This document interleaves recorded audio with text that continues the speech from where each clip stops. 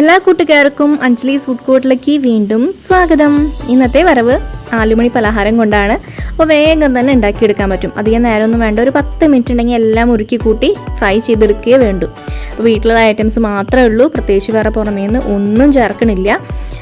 നല്ല ടേസ്റ്റുമാണ് ഇതിന്. റെസിപ്പിയിലേക്ക് പോകുന്നതിന് മുന്നേ നിങ്ങൾ എൻ്റെ ചാനൽ ആദ്യമായിട്ടാണ് കാണുന്നതെങ്കിൽ സബ്സ്ക്രൈബ് ചെയ്യുക. കൂടെ വരുന്ന ഈ ബെല്ലൈക്കൻ മറക്കാതെ പ്രസ് ചെയ്താലാണ് പുതിയ വീഡിയോസ് ഇടുമ്പോൾ അതിൻ്റെ നോട്ടിഫിക്കേഷൻ നിങ്ങൾക്ക് ലഭിക്കുക. ഈ വീഡിയോ ഇന്നത്തെ നമ്മളുടെ റെസിപ്പി മുട്ട വെച്ചിട്ടുള്ളൊരു പക്കോടയാണ്. അപ്പോൾ അതിനായിട്ട് 2 കോഴിമുട്ട എടുക്കാം. അപ്പോൾ ഞാൻ 2 കോഴിമുട്ട ഉടച്ച് ഒരു പാത്രത്തിലേക്ക് ഒഴിച്ചു കൊടുക്കുകയാണ്. ഇനി നമുക്ക് ഇതിലേക്ക് ഓരോ ഇൻഗ്രീഡിയൻസ് ആയിട്ട് ചേർത്ത് കൊടുക്കാം. അപ്പോൾ നല്ല ടേസ്റ്റുള്ള പലഹാരം ആട്ടോ, കുട്ടികൾക്കും മുതിർന്നവർക്കും ഒരുപോലെ ഇഷ്ടപ്പെടുന്നതാണ്. അടുത്ത് ചേർത്ത് കൊടുക്കാൻ പോകുന്നത് നമ്മളുടെ കടലമാവിൽ, അത് 1.5 കപ്പ്. അപ്പോൾ ഞാൻ ഈ എടുത്തിരിക്കുന്ന കപ്പിൽ 1 കപ്പ് എടുത്തിട്ടുണ്ട്. ഇനി ഒരു 1/2 കപ്പും കൂടി എടുക്കേണ്ടതുണ്ട്.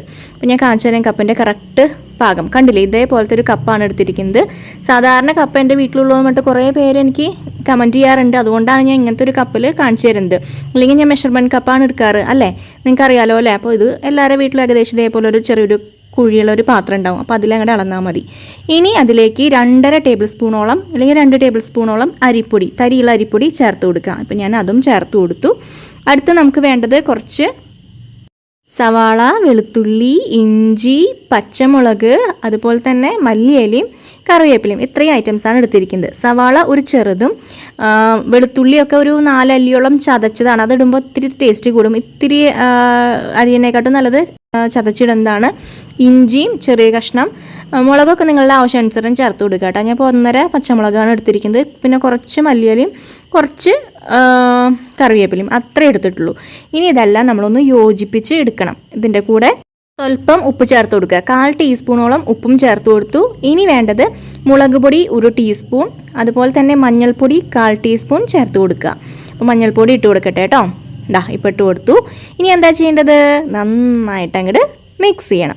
മിക്സ് ചെയ്യുമ്പോൾ അധികം വെള്ളമൊന്നും ഒഴിക്കേണ്ട കേട്ടോ. വേണമെന്നുണ്ടെങ്കിൽ മാത്രം വെള്ളം ഒഴിച്ചാൽ മതി. ഇപ്പോൾ മുട്ടയുടെ ആ ഒരു നനവ് കൂടെ ഇങ്ങനെ മിക്സ് ചെയ്ത് വരുമ്പോൾ ഉണ്ടല്ലോ, വലിയ പ്രശ്നം വരാറില്ല. അത്രയ്ക്ക് വെള്ളം ഒഴിക്കേണ്ട ആവശ്യം വരാറില്ല. വേണമെന്നുണ്ടെങ്കിൽ മാത്രം ഒന്ന് തളിച്ച് കൊടുത്തിട്ട് ഒരു പാകമാക്കി എടുക്കുക. അപ്പോൾ അത് ഇതേപോലെയാണ്, നന്നായി ബാറ്റർ പോലെ ഒഴുകുന്ന ബാറ്റർ പോലെ ആക്കി എടുക്കണ്ട. ഏകദേശം ഇങ്ങനെ കയ്യിലെടുത്ത് അങ്ങനെ പിടിക്കാൻ പറ്റുന്ന പോലെ ആക്കി എടുക്കുക. മനസ്സിലായില്ലേ, ഇതുപോലെ അങ്ങോട്ട് ആക്കിയെടുത്താൽ മതി. അപ്പോൾ നമ്മളുടെ ബാറ്റർ റെഡി ആയി കഴിഞ്ഞു. ഇനി എന്താ ചെയ്യേണ്ടത്, ഫ്രൈ ചെയ്ത് എടുക്കണം. അപ്പോൾ ഫ്രൈ ചെയ്തെടുക്കാനായിട്ട് ഓയിൽ ഞാനവിടെ തിളപ്പിക്കാൻ വെച്ചിട്ടുണ്ട്. തിളപ്പിക്കാൻ മീൻസ് ചൂടാക്കാൻ വെച്ചിട്ടുണ്ട്. ഞാൻ വെളിച്ചെണ്ണയിലല്ല കേട്ടോ ഇതുണ്ടാക്കിയെടുക്കാറ്. നിങ്ങൾക്കറിയാലോ, ഞാൻ സാധാരണ നാടൻ ഐറ്റംസിന് മാത്രമാണ് വെളിച്ചെണ്ണ ഉപയോഗിക്കാറുള്ളൂ. ഇങ്ങനത്തെ വറക്കലും പൊരിക്കലും ഒക്കെ ആണെങ്കിൽ ഗോൾഡ് വിന്നർ ഓയിലാണ് ഉപയോഗിക്കാറ്.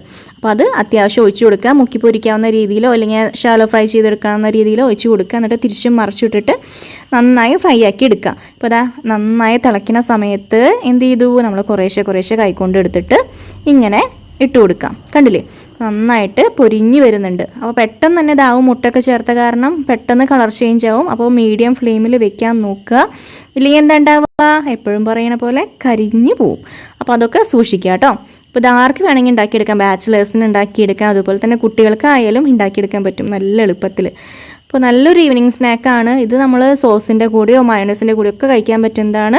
അപ്പോൾ കുട്ടികൾക്കും മുതിർന്നവർക്കും ഒരുപോലെ ഇഷ്ടപ്പെടുന്നതാണ്. നല്ല ചൂടോടുകൂടി കഴിക്കാൻ നോക്കുക.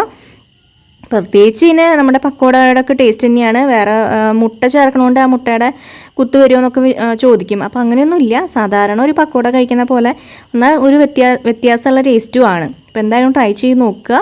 എല്ലാവരും വീട്ടിലുള്ള സംഭവങ്ങൾ തന്നെയല്ലേ. ഈ കടലമാവൊക്കെ ഇപ്പോൾ എല്ലാവരും വീട്ടിൽ വാങ്ങി വെക്കണമൊക്കെ ഉണ്ട്.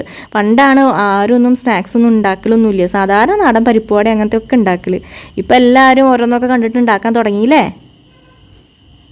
ഇപ്പോൾ ഇതാ ഈ കളറൊക്കെ ആയി തുടങ്ങുമ്പോൾ നമുക്കിതിന്ന് വറുത്ത് കോരാം. അപ്പോൾ അധികം ഇടാൻ നിൽക്കേണ്ട, കാരണം കളർ ചേഞ്ച് ആവാൻ അതിൻ്റെ ടേസ്റ്റ് ഒരു കയ്പ്പ് രസം വരും. അപ്പോൾ അതുകൊണ്ട് ശ്രദ്ധിക്കുക കേട്ടോ.